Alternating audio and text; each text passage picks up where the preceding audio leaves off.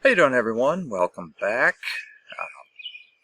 So, I don't know if I told you in my introduction video, but basically I'm not scripted here. I'm not going to do scripts. I just kind of come in with a basic idea, what I want to talk about.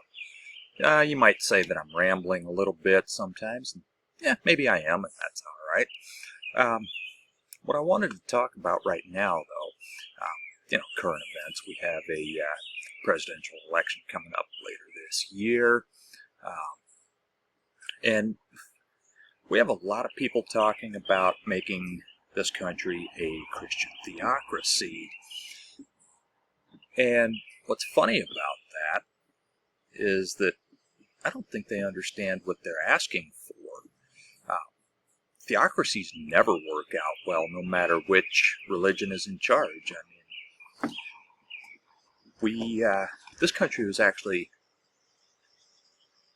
started because, people leaving Europe to escape Christian theocracy, they wanted freedom of religion, and that means that they can practice their faith, and they were Christians. They wanted to practice their Christian faith without direction from the government as to what the right way to do that is. And we have people out there right now saying, well, this is a Christian nation. Well, as a Christian myself, it's not. It's not, never has been, never should be. And the reason I say that is because, we're a Christian majority nation, but if we actually go down this road of becoming a theocracy, some people want to ban Islam, for example, a religion that I disagree with, and it's okay for me to disagree with them. It's okay for them to disagree with me, I guess. If we take away the religious freedom of other people,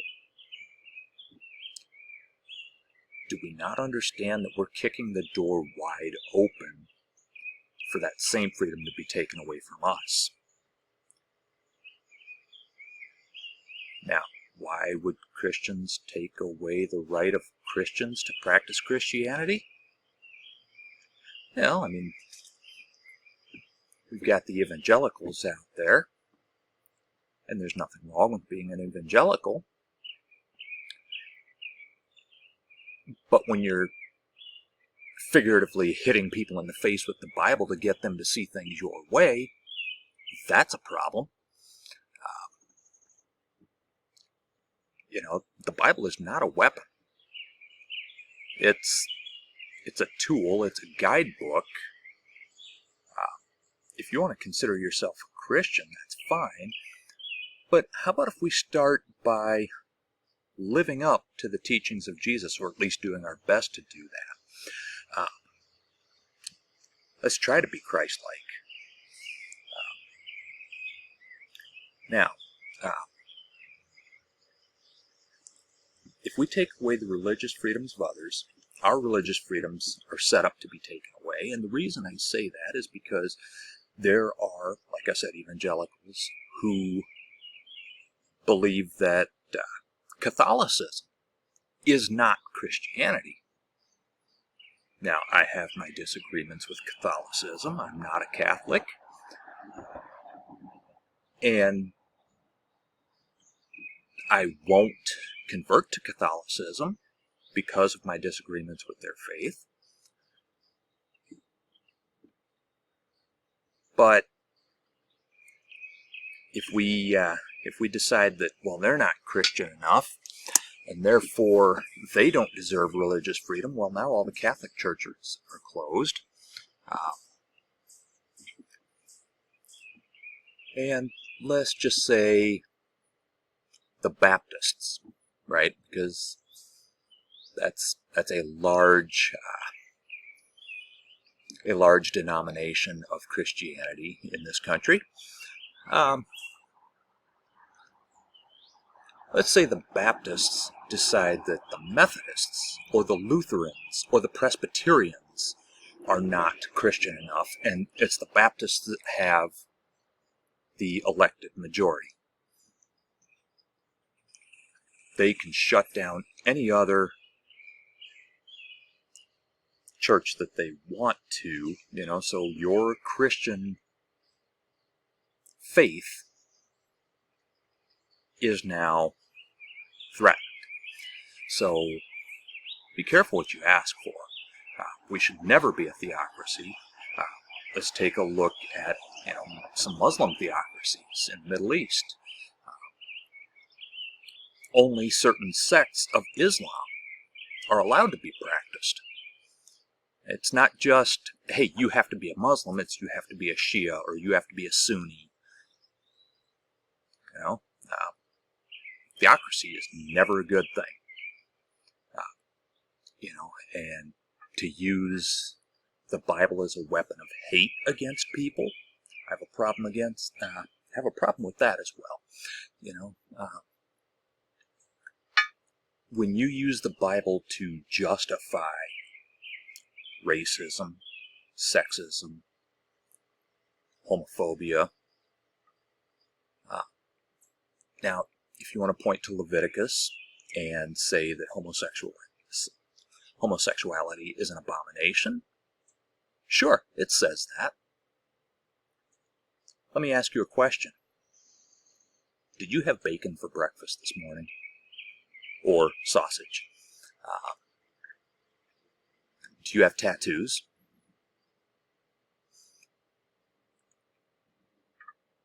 Do you eat shrimp? Do you wear mixed fabrics? Do you wear a silk tie with a polyester shirt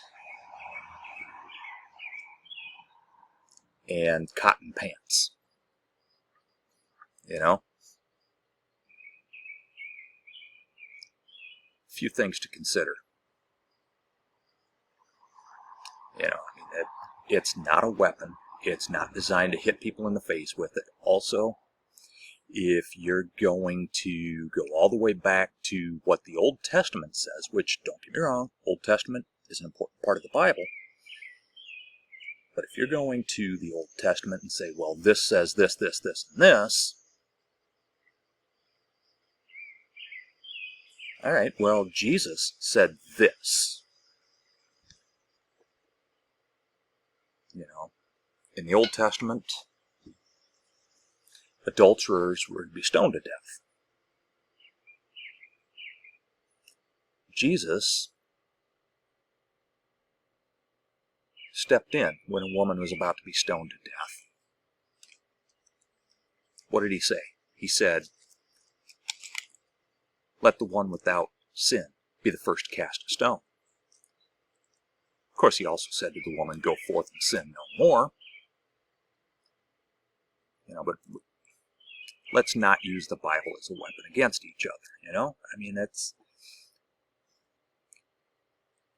there are a lot of Christians out there claiming that atheists are the biggest threat to Christianity, or gay people are a threat to Christianity, or trans people are a threat to Christianity, or all these other people are a threat to Christianity, and Christianity is shrinking because we have drag queens, and because we have this and that and the other, because we have pride flags. And in reality, no, Christianity is shrinking because of the hypocrisy of Christians. Let's feed the hungry. Let's clothe the naked. Let's give the thirsty something to drink. Speaking of which, give me just a second here. Pretty hot out here.